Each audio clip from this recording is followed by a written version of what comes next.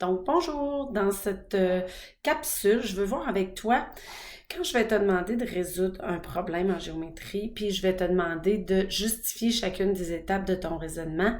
Qu'est-ce que je te demande en réalité? Donc, il y a vraiment une procédure qui est une procédure qu'on suit selon Euclide, qui est un mathématicien qui est le premier à avoir fait un peu de ménage dans les définitions des différents concepts en géométrie. C'est pour ça qu'au préalable, je t'ai demandé de revoir les différentes définitions. Maintenant, on va s'en servir. De quelle façon je veux que tu construises une preuve en géométrie?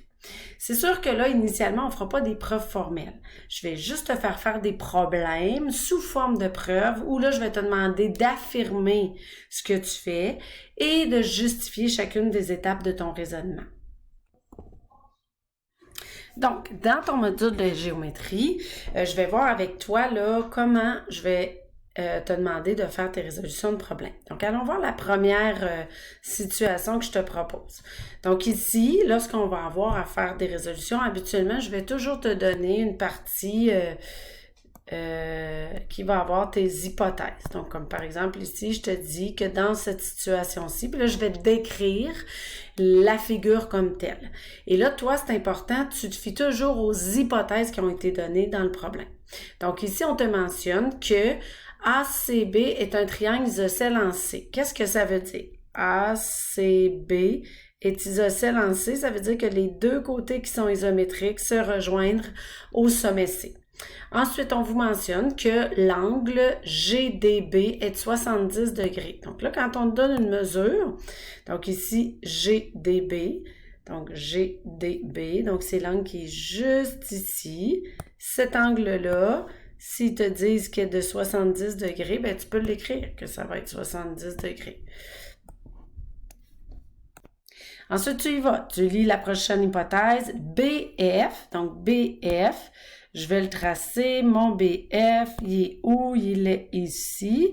On mentionne que BF est la bisectrice d'un angle. Donc, une bisectrice, c'est un segment qui coupe un angle en son milieu. Donc, c'est important de mettre l'information sur le dessin.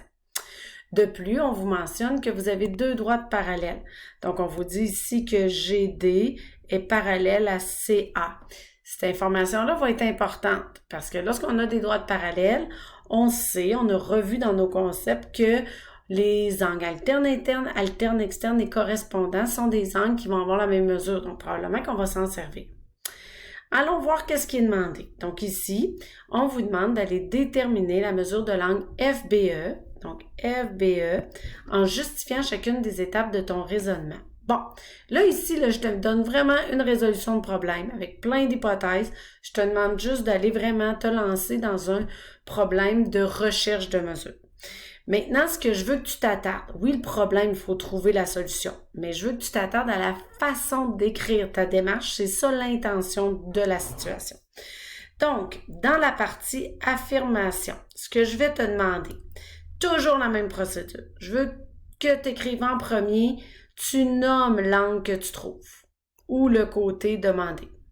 Ensuite, tu écris le calcul formel, puis le calcul numérique et la réponse. S'il n'y a pas de calcul, que tu as juste dit cet angle-là, il est équivalent à lui, ben tu me dis à quel angle il est équivalent et quelle est la mesure.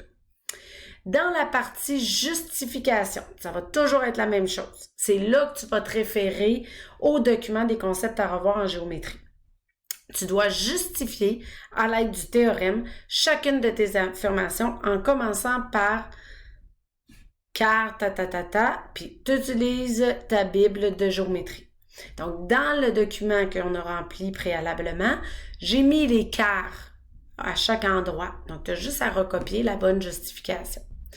Donc là, ici, ce qu'on va faire, donc on va regarder, donc je vais te proposer justement la première démarche.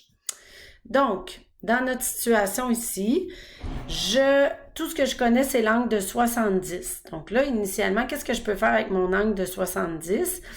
Ben là, j'ai des droites parallèles. Quand j'ai des droites parallèles coupées par une séquente, ce que je peux faire, je peux prendre l'angle ici et je peux le reporter plus loin. Je pourrais le reporter à quel endroit? Je pourrais le mettre ici. OK? Pourquoi? Parce que ça va être des angles correspondants. Maintenant, quand je fais ça, comment je vais écrire ça? Bon, là, on s'attarde à la façon d'écrire les choses. Donc là, je vais nommer l'angle que je trouve. OK? Donc ici, l'angle que tu as trouvé, c'est CAB. Ton angle CAB va être égal à l'angle qui m'était donné GDB, qui est un angle de 70 degrés. Et là, tu justifies par quoi? Tu justifies par le théorème qu'on a vu. Donc là, tu écris car si une séquente, dans ce cas-ci, c'est la séquente DE, coupe deux droites parallèles, alors, dans ce cas-ci, les angles, on les appelle les angles correspondants, sont isométriques. Donc, je veux que tu écrives exactement ça. Donc, dans la partie affirmation, tu fais l'association des deux angles, sa valeur, et là, je veux que tu écrives ça. Donc, prends le temps, au pire, mets pause sur la vidéo, prends le temps d'écrire la première justification. Maintenant, autre élément. Bon, donc là, on a déterminé la première angle. Donc là, après ça, toi, tu pars de cet angle-là, on le sait qu'il vaut 70. Je pourrais trouver d'autres choses, là. Mais là, on y va avec le chemin que je vous propose. Bon, là, on a un angle dans le triangle ABC. Qu'est-ce qu'on savait déjà que le triangle ABC était isocèle? Donc oui, on a deux côtés congrus, mais on a aussi deux angles congrus. Donc, probablement que ça me serait utile. Pourquoi je m'en vais vers là? Parce que je veux trouver l'angle qui est ici. Donc, je me déplace tranquillement. Donc là, comment je vais écrire ça? Donc là, je vais dire, OK, j'ai trouvé cet angle-là, je le nomme. Je nomme l'angle trouvé. C'est ce que je dis, nomme. Est égal à lui, est égal à 70. Pourquoi? Car, tout simplement, dans un triangle isocèle, il y a deux angles isométriques. Donc, c'est ce que tu dois mettre dans ta justification, comme c'était écrit dans ta Bible. Donc, prends quelques minutes, pause, poursuis ton raisonnement. Ensuite, là, j'ai mon 70 juste ici. Là, attendez, là, je vais faire un petit peu de ménage. Là, ça commence à être compliqué. Donc là, ici, j'ai mon 70 ici. Et là, moi, ce que je cherche, c'est l'angle ici. Et on s'était dit au préalable que nous avions une bisectrice qui coupait notre angle ici en deux. Bon, ben là, je m'enligne vers la réponse que je cherche. Donc là, comment je vais faire pour aller chercher cet angle-là? Ben d'abord, partons de notre 70. Avec l'angle au complet, on sait que ça forme un angle plat, que ça va être 180 degrés. Donc, je vais aller chercher l'angle qui manque ici. Donc, je sais que 180 moins le 70 va me donner l'angle au complet. Donc, ça, c'est le premier calcul que je fais. C'est ce que je vais justifier ici. Donc, je vais dire, OK, comment je vais l'écrire maintenant? Bien là, je dois faire mon calcul. Donc, l'angle CBE, bien là, il faut que j'écrive mon calcul formel. Donc là, je vais écrire c'est l'angle, c'est 180 moins, je ne mettrai pas le 70 tout de suite. Je vais dire que c'est l'angle, c'est la mesure de l'angle CBA. Donc ça, c'est ce que j'appelle le calcul formel. Ensuite, le calcul numérique, bien là, je vais mon calcul que j'avais fait au préalable, moins 70, et je mets mon résultat. Pourquoi j'ai le droit de faire ça? Tout simplement, ce que tu as à dire, tu dis, car l'angle ABC, tu peux utiliser ce symbole si tu préfères, et CBE sont adjacents supplémentaires. Donc, c'est pour ça que je peux faire ça. Donc, prends le temps de le noter dans tes notes.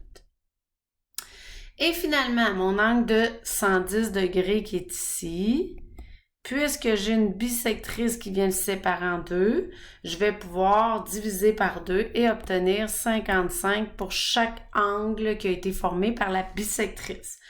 Comment j'écris ça? Bien, je vais écrire la même chose.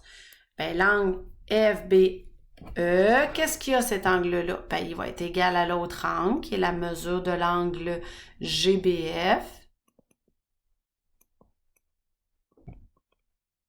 Comment il a été trouvé? Bien là, ça va être l'angle au complet, qui est l'angle CBE, que j'ai divisé par 2. Donc, je fais mon calcul et je donne mon résultat.